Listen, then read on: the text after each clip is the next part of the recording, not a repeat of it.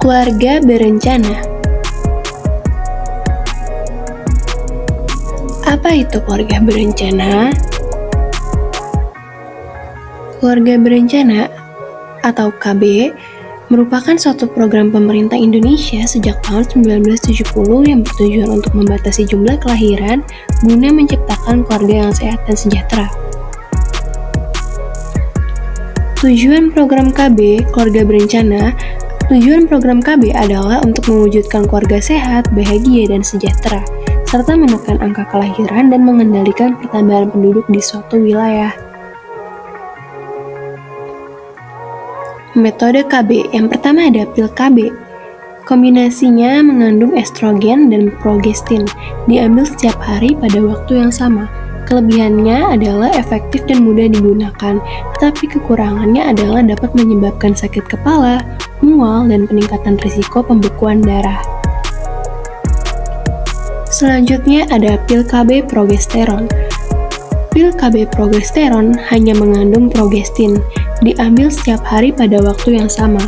Kelebihannya adalah efektif dan dapat digunakan oleh wanita yang tidak dapat menggunakan estrogen, tetapi kekurangannya adalah dapat menyebabkan pendarahan, tidak teratur, dan peningkatan risiko pembekuan darah. Yang ketiga ada suntik KB. Suntik KB mengandung progestin yang diberikan setiap 3 bulan.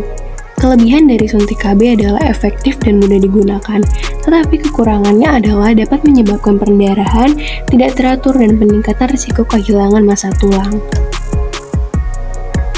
Yang keempat ada implan KB, ialah alat kecil yang ditempatkan di bawah kulit lengan atas dan mengandung progestin.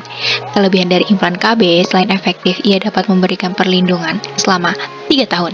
Tetapi kekurangannya, ia dapat menyebabkan efek samping seperti pendarahan tidak teratur dan peningkatan risiko kehilangan massa tulang. Selanjutnya ada spiral, ialah alat kecil yang ditempatkan di dalam rahim dan dapat mengandung progestin ataupun tembaga. Kelebihan dari spiral ialah efektif memberikan perlindungan selama 5 hingga 10 tahun.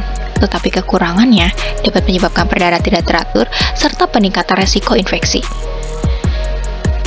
Yang keenam ada kondom, ialah alat kontrasepsi yang dapat digunakan oleh pria atau wanita dan bekerja dengan mencegah sperma mencapai sel telur. Kelebihannya, ia mudah didapatkan dan dapat membantu mencegah penularan penyakit seksual. Tetapi kekurangannya, ia dapat menyebabkan iritasi kulit, bahkan resiko kegagalan. Yang ketujuh, ada metode KB alami. Metode ini melibatkan pemantauan siklus menstruasi dan menghindari hubungan seksual selama masa subur. Kelebihannya, tidak ada efek samping dan tidak memerlukan alat kontrasepsi, tetapi kekurangannya kurang efektif dan memerlukan disiplin yang tinggi. Jadi, itu macam-macam metode KB ya Ibu. Saya tertarik menggunakan KB implan.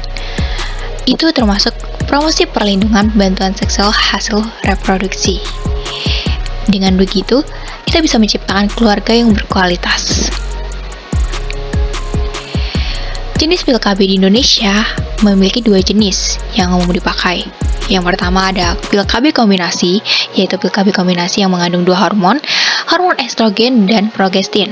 Gabungan dari kedua hormon tersebut dapat efektif mencegah ovulasi dan mencegah kehamilan. Jenis pil KB ini dapat merangsang leher rahim untuk menebal dan mengelilingi rahim. Ada 3 jenis pil KB kombinasi yang tersedia di Indonesia. Yang pertama monofasik, yaitu mengandung kadar hormon estrogen serta progesteron yang sama untuk setiap pil dalam satu siklus penggunaan. Yang kedua bifasik, dia mengandung kadar hormon estrogen serta progesteron tetapi terdapat perubahan isi hormon pada setengah siklus penggunaan. Ketiga, trifasik, ia mengandung kadar hormon estrogen dan progesteron yang mengalami peningkatan. Dikonsumsinya saat sepertiga periode kedua dan sepertiga periode ketiga penggunaan.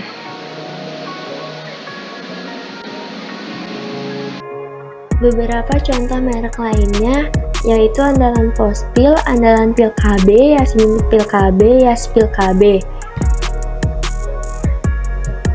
Pil KB khusus progestin, pil KB jenis ini hanya mengandung hormon progestin dan minum 1 kali sehari.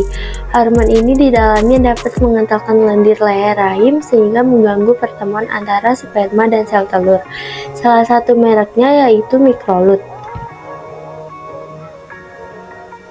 Dampak tidak menggunakan program KB. Beberapa dampak negatif yang dapat terjadi antara lain timbulnya gangguan menstruasi, timbulnya masalah berat badan, tidak dapat menjamin kesehatan klien, dan meningkatkan resiko kematian ibu dan bayi.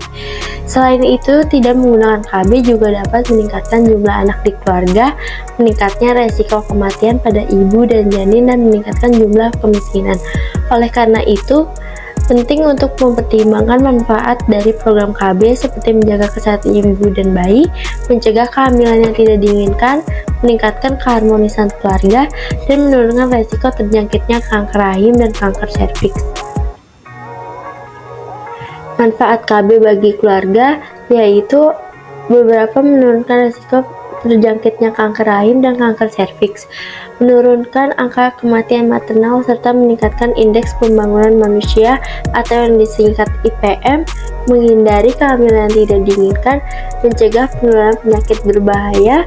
Selanjutnya yaitu mencegah gangguan kesehatan mental keluarga, meningkatkan derajat kesehatan ibu dan bayi, meningkatkan keharmonisan keluarga.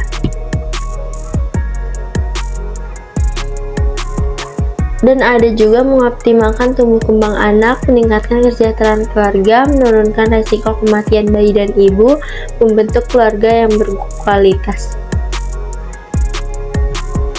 Thank you so much for watching.